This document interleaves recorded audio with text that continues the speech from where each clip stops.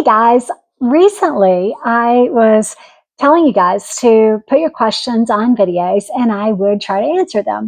So I've been collecting some of the comments on the YouTube videos and thought I would try to answer those in real time.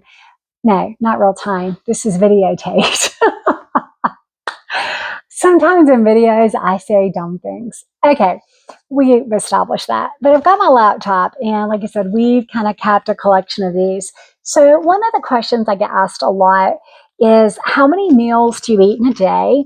And this person says that they're the same height I am, which is 5 foot nothing, and they're doing low carb, and they're lucky to get 80 grams of protein, and would love to know kind of what I eat in a day, and then what do I eat to get 35 grams of protein. Well, I have done a video on how I layer protein, for example, using Italian chicken meatballs, and how I layered that up with some lean turkey pepperoni and cottage cheese and mozzarella cheese and Parmesan cheese to make a meal that, depending on the serving size you get, is closer to 45 grams of protein. So, you know, a couple things. One, it really comes down to kind of an awareness, like paying attention to what you're eating and making sure you're getting a big enough serving size. You know, we've been told for years that a serving size of protein is the palm of your hand. That's really not enough if you're aiming for 100 grams of protein per day. And let me be really clear, it has been a huge learning curve for me. When I first started, I was lucky to get, 40 to 60 grams of protein when I first started tracking. And so, yeah, it was hard to get from 75 to 100. I do not use protein powders to supplement protein. I might use them in baking or when I'm creating things, but the purpose of protein powders for me is not to get protein. It's using it as an ingredient for something else. So, again, I would say pay attention. Try to get a minimum of 4 to 5 ounces of lean protein. So whether you're eating beef, pork, chicken, seafood, you actually may need more than that, more like 5 or 6 ounces to get minimum amounts of protein, but aim for that. So for example, if I'm making hamburgers, I will buy the 93% lean. I know it's more expensive, but you actually get more protein per ounce because you're getting less fat per ounce. But I get the 93% lean. And instead of making quarter-pound burgers, I make 1/3 pound burgers, which is going to give you closer to 5.33 ounces, right? More than 5 ounces than it would a quarter pound, which would give you 4 ounces of beef. And again, if you go with a higher fat ground beef, you're getting less protein per ounce because there's a higher percent of fat. The same thing with chicken. Make sure you're getting 5 ounces instead of 3. The other thing is, for me, especially what was hard was I was so used to eating a traditional ketogenic diet, which is really high fat. And so I give this example quite a bit, but think about an egg. An egg has 6 grams of protein and 5 grams of fat. If you're going to get 35 grams in a meal, you've got to eat like 6 eggs.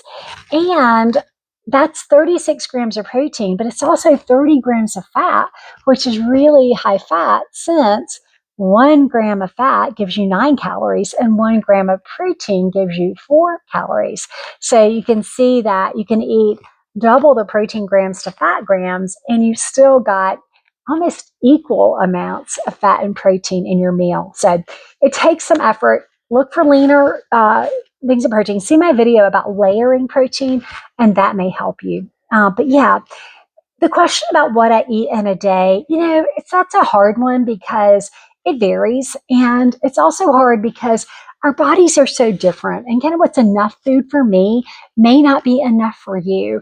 So I'm always kind of hesitant. Like I'm happy to give examples, but I'm hesitant to tell anybody what they should or shouldn't be eating. I'm not qualified to do that. And I want to recognize that what I eat would be different from what you would eat. But kind of a typical day for me might be, I like to eat leftover dinner for breakfast. So I might have the Italian chicken meatballs with the turkey pepperoni, with cottage cheese, with mozzarella cheese and Parmesan cheese. I might have that. I also will buy the boar's head roast beef. The boar's head roast beef. It's not inexpensive, but I can have 3 or 4 ounces of that. I have some cheese with it. I might have a boiled egg or two with it to kind of layer in the protein. Might have some cottage cheese with it. I hate to keep saying cottage cheese, but I do a lot of deli meat and cheese. And again, boar's head, Applegate. Try to go for kind of the cleaner brands. One of the things about roast beef, it's less likely to have sugars and things added to it than ham or even some chicken. Ham is usually the worst. Everybody wants to put sugar in ham. So anyway, and not that I use those ultra processed meats a lot, but when it comes to choosing them, that gives me a quick and easy meal.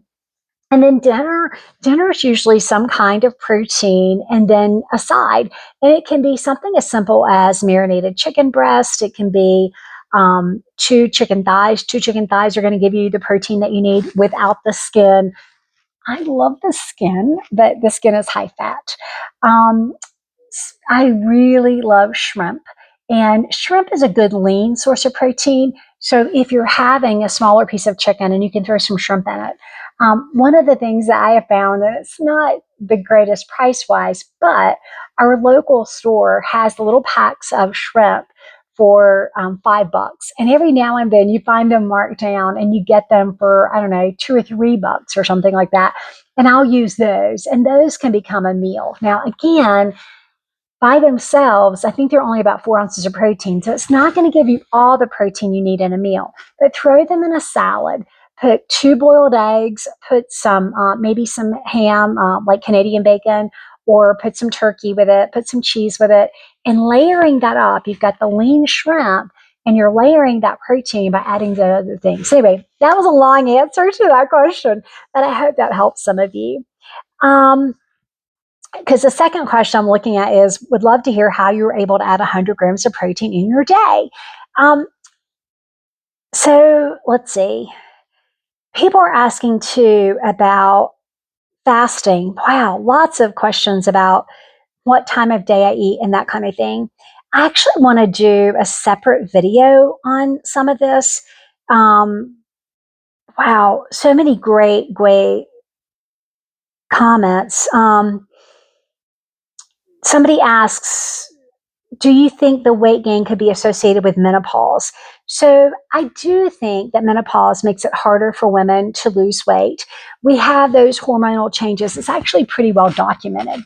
But the other thing that menopause does is it causes us to lose lean muscle mass. Now, let me be clear. I have not been through menopause yet. I'm still going. My body hasn't said stop yet, and I'm kind of ready for my body to call it to be done with all that. But I haven't been through menopause yet, so I suspect I may have a big change in store. But menopause can cause us to lose lean muscle mass, so that's where getting your protein is even more important. Where I think I was gaining weight, and I talked about this in one of my I'm Back video, I had lost over 100 pounds doing low carb, high fat, and then started kind of slowly gaining weight, doing the exact thing I've been doing to lose all the weight 10 years earlier. I think I was eating much higher fat than I realized. When I lowered the fat and increased the protein, helped me tremendously. Also eating earlier in the day. And like I said, I wanted to do a separate video on that, but just the really quick kind of answer to that is it's very well documented that we are more insulin sensitive earlier in the day. And so your body your body uses the energy that you give it early in the day more than the energy you give it later at night. It doesn't mean you're going to have like donuts for breakfast. It's not what I'm suggesting at all. But in some of the research that we talk about, in the cooking community class, we have a class called Compass, a class called Navigator, and a class called the Collective Kitchen. They're all 3 very different classes. But in Compass, we really take a deeper dive into the literature. And what the literature says overwhelmingly is you need to eat early in the day. So they had this group of people who were eating essentially the same things. The group eating later in the day had they were less insulin sensitive. They didn't have as good a glycemic control, eating the same things. They actually were given the option to eat kind of to hunger. They ate more, so they had more hunger than this other group. And the group that was eating earlier in the day had less hunger. And that's another thing that's been important to me. When I get good sleep, and when I get up and I have a really good 40 to 45 gram of protein breakfast, then I don't have like that kind of crashy hunger late in the afternoon where I'm kind of craving and I'm wanting to get into stuff. I don't have that. Let's see. Somebody said they're in the community, but they can't figure out the macros to start losing again. Send us an email, ask the question. We have the classes. Go to the resource section of the hub. We have a ton of information. We even have a whole section on how to use food logs, the questions like how to walk yourself through food logs. Ask yourself the questions that I was asked by my obesity specialist that I use for my own kind of well-being to figure out what I should or shouldn't be eating, and ask. Go into the hub and we'll try to help you there. Let's see. A lot of you are asking about protein and fasting. Looks like I need to do that video next because there's a lot of questions here. Again, lots of folks are saying, how do you get that much protein? That's so much meat, fish, chicken, cottage cheese.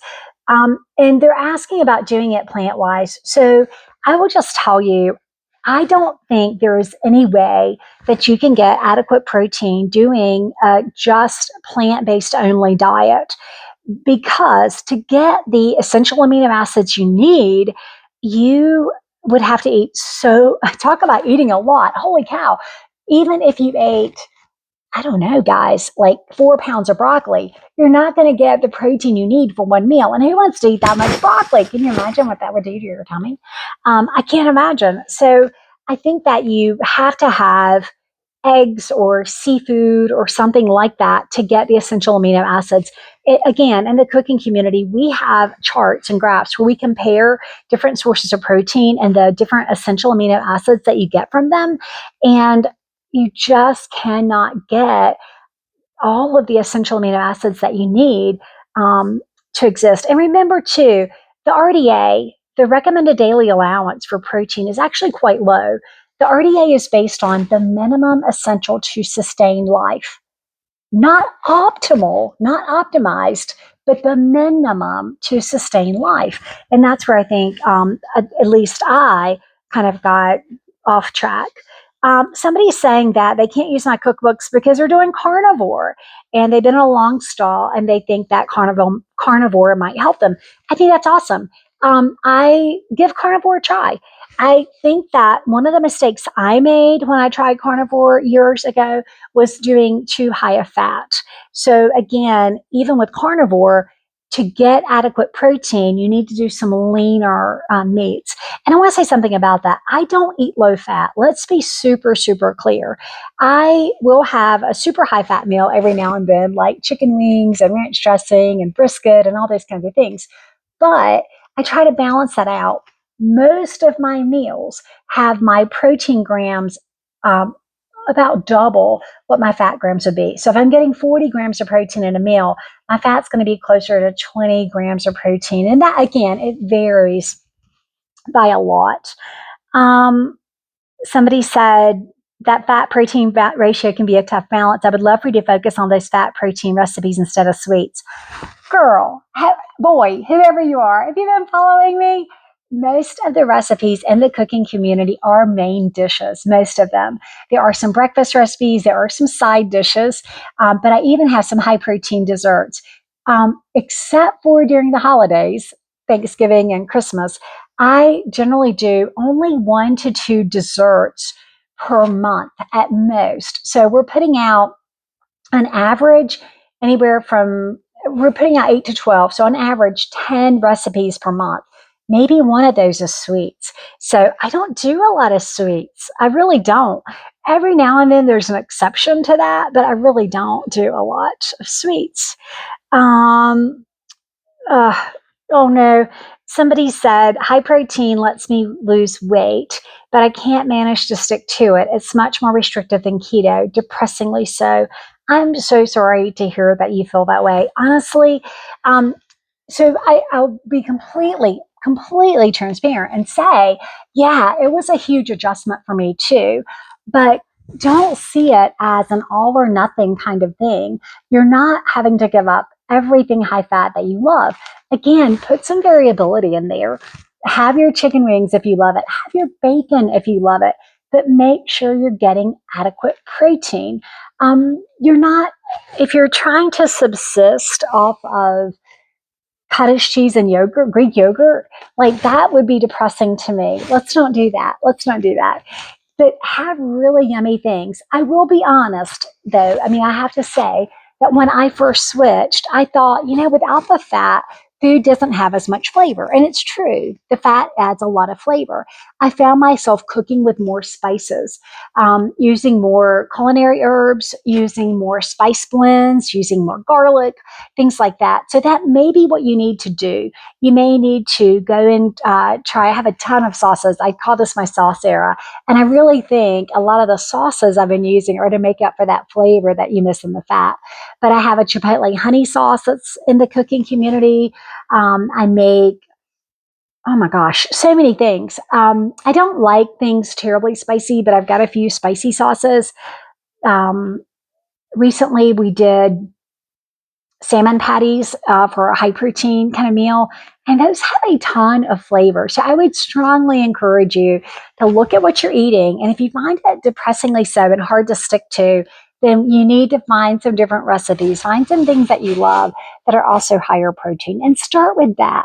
What do you really like? What do you really enjoy? And then try to build on that. Um, yeah, I'm trying to think of other examples, but it's really hard. I'm talking to myself on the camera and not talking to you, but it does make me really sad.